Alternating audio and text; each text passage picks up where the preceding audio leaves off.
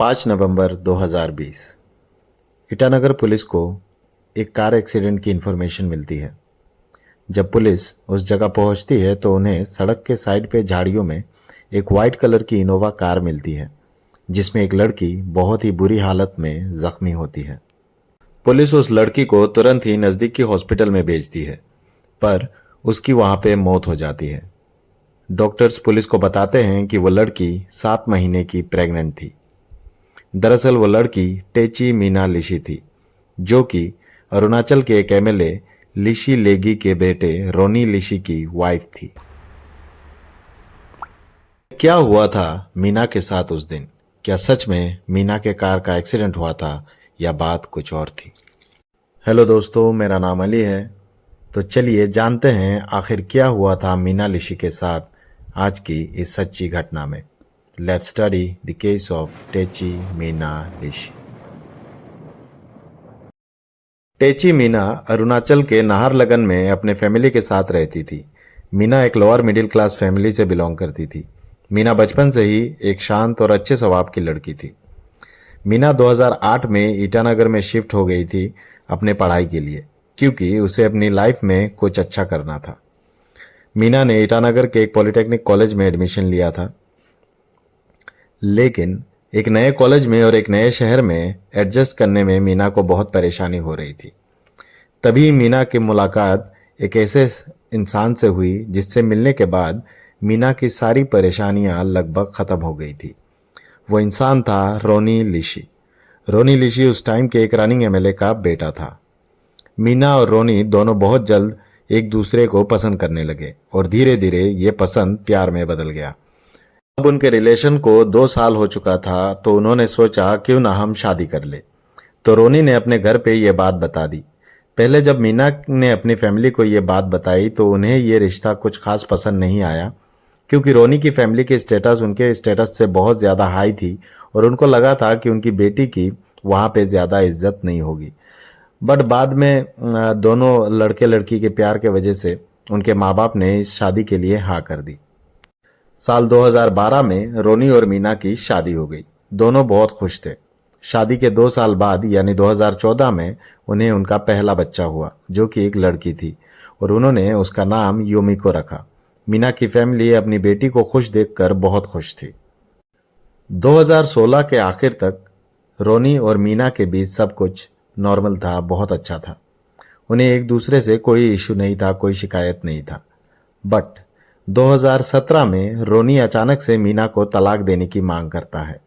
इस बात से मीना और रोनी के फैमिली उतने ही शॉक थे जितनी कि मीना की फैमिली, क्योंकि उससे पहले उन दोनों के बीच ऐसा कुछ नहीं सुनने को मिला था जिससे बात तलाक तक पहुंच जाए। इसके बाद रोनी और मीना के फैमिली ने उन दोनों को लेकर एक म्यूचुअल मीटिंग की, जहां उन्होंने रोनी को समझाया और रोनी भी उनके समझाने के बाद वो समझ गया और उसने डिवोर्स की बात को वहीं पे छोड़ दिया।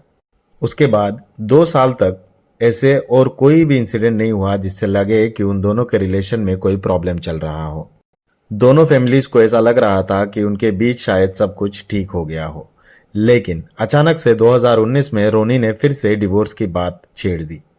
तब जाके सबको पता चला कि इन 2 सालों में उनके बीच कुछ भी ठीक नहीं हुआ था। दोनों एक दूसरे के साथ रह तो रहे थे, लेकिन एक दूसरे से बात भी हार्डली कर रहे थे वो दोनों। और जब ये सब बातें मीना के पेरेंट्स को पता चला तो उन्होंने डिसाइड किया कि वो मीना को अपने घर वापस लेके आ जाएंगे और वो अपनी बेटी को और उस घर में नहीं रखेंगे जहाँ पे उसकी कोई इज्जत ना हो। और उन्होंने मीना को अपने घर वापस बुला लिया। रोनी के फैमिली ने बहुत कोशिश किया, लेकिन मीना के पेरेंट्स अपनी बेटी को लेकर और रिस्क नहीं लेना चाहते थे। वो मीना को वापस उस घर में नहीं भेजना चाहते थे। पर उसके कुछ दिन बाद कुछ ऐसा हुआ जो कि काफ़ी अजीब था। रोनी खुद मीना के पास आया, उसने उससे माफ़ी मांगी। उसने बार बार रिक्वेस्ट करने लगा कि हम लोग एक न्यू स्टार्ट करते हैं।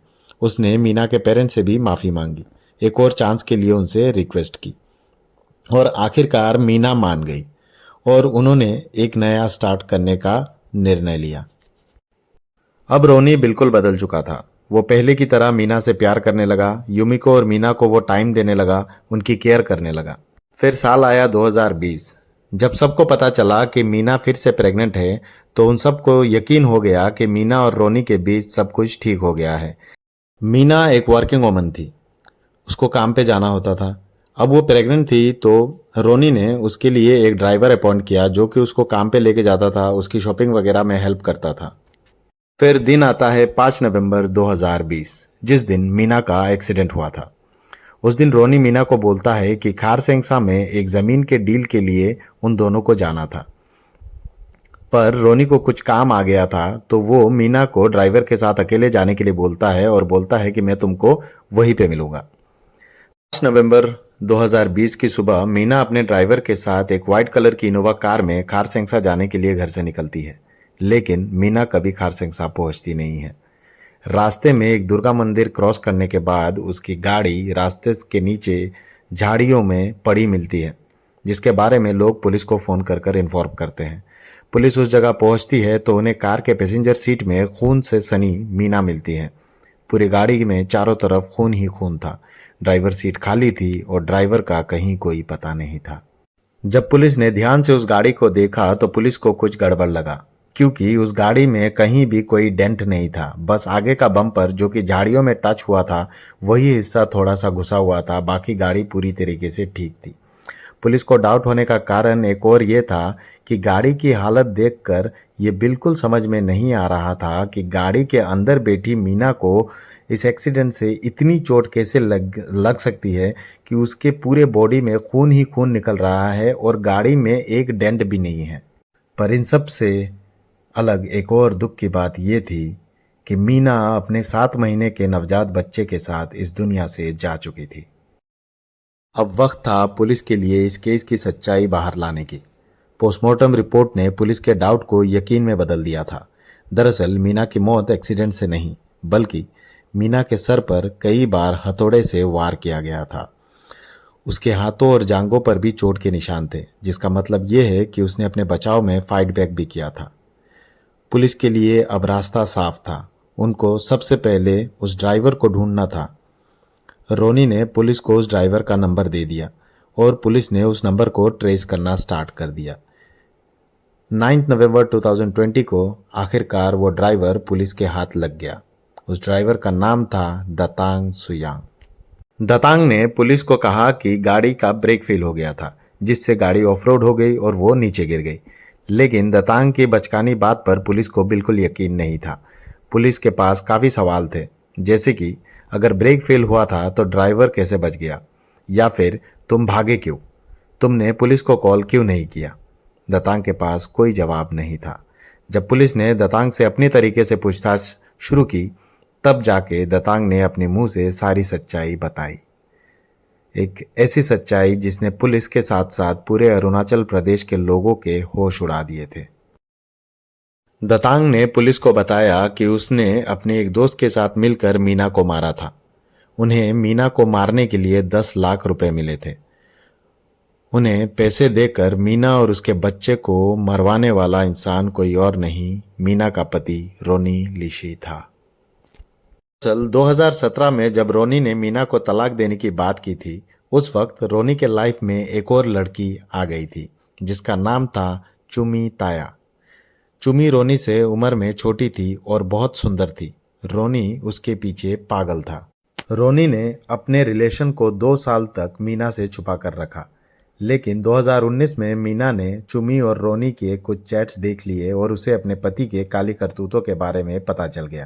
एक बार तो ऐसा हुआ कि मीना ने रोनी को चुमी के घर पे उसके साथ अकेले जाके पकड़ लिया था। चुमी जानती थी कि रोनी शादीशुदा है, फिर भी उसके साथ थी, शायद इसलिए क्योंकि रोनी अमीर था और एमएलए का बेटा था। रोनी ये जानता था कि उसके पापा जो कि एमएलए हैं, वो कभी भी उसे अपनी सेकंड वाइफ मीना को तलाक देने नहीं देंगे, क्योंकि उससे उनकी पॉलिटिकल इमेज खराब होगी। जी हाँ, आपने सही सुना, मीना रोनी की सेकंड वाइफ थी। रोनी उससे पहले भी अपनी एक वाइफ को तलाक दे चुका था। वो इसीलिए रोनी ने मीना को रास्ते से हटाने के लिए एक खौफनाक प्लान बनाया। मीना को सेकंड टाइम प्रेग्नेंट करना भी रोनी के गंदे प्लान का एक हिस्सा था, जिससे लोगों को ये यकीन हो जाए कि वो दोनों बहुत ही खुश हैं। और इस बीच रोनी किलर्स को हायर कर रहा था अपनी बीवी को मारने के लिए। जो कि 7 महीने की प्रेग्नेंट थी। कोई इंसान इतना नीचे कैसे गिर सकता है। 28 अक्टूबर 2020 रोनी ईटानगर के एक होटल में अपने दोस्त कपवान लोआंग के साथ मिलता है। दरअसल कपवान लोआंग के थ्रू रोनी किलर्स को हायर कर रहा था। कपवान लोआंग ने इस काम के लिए 2 लोगों को हायर किया, तनी कोयांग एंड दतांग सोयांग। के अनुसार मर्डर के 4 दिन पहले रोनी ने दतांग सोयांग को एज ए ड्राइवर मीना के लिए अपॉइंट किया था। 2 नवंबर 2020 को दतांग सोयांग के कहने पर इस प्लान में एक और इंसान को ऐड किया गया जिसका नाम था दमरीत खोयांग। अब उनका प्लान ये था कि खारसेंगसा जाने वाले रोड पर दमरीत वेट करेगा और जब दतांग सोयांग और मीना कार लेकर उसके पास से जाएंगे तो वो उनसे लिफ्ट मांगेगा और फिर वो खाली जगह देखकर मीना को मार देंगे और गाड़ी को नीचे खाई में ढकेल देंगे। जब 5 तारीख को मीना दतांग के साथ खारसेंगसा जा रही थी तो प्लान के अनुसार दमरित ने उनसे लिफ्ट मांगी। दतांग ने मीना से रिक्वेस्ट किया दमरित को लिफ्ट देने के लिए, ये बोल के कि उसको जानता है। मीना जो कि एक काइंड हार्टेड गर्ल थी उसने मान लिया।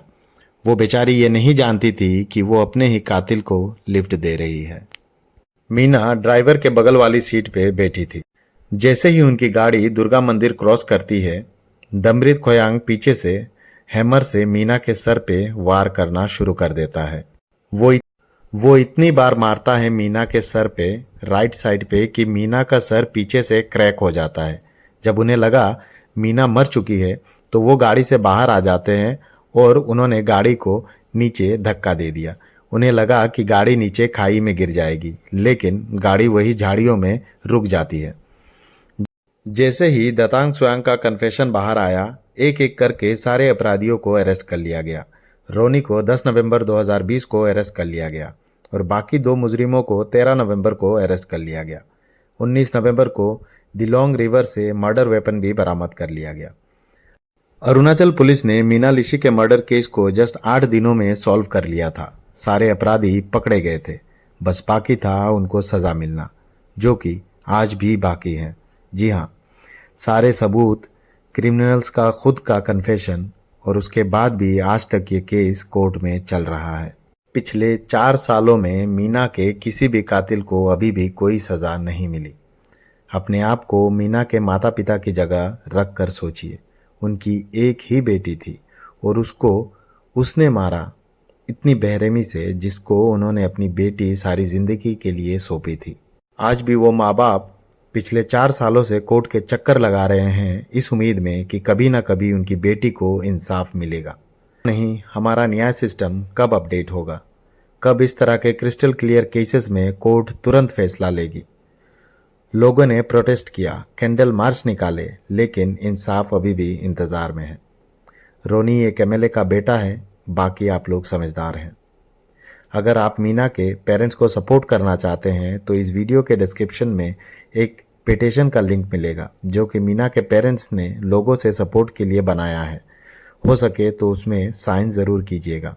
आशा करता हूँ मीना को जल्द ही इंसाफ मिल जाए। मिलता हूँ आपसे किसी और सच्ची घटना के साथ। तब तक के लिए जय हिंद, जय भारत।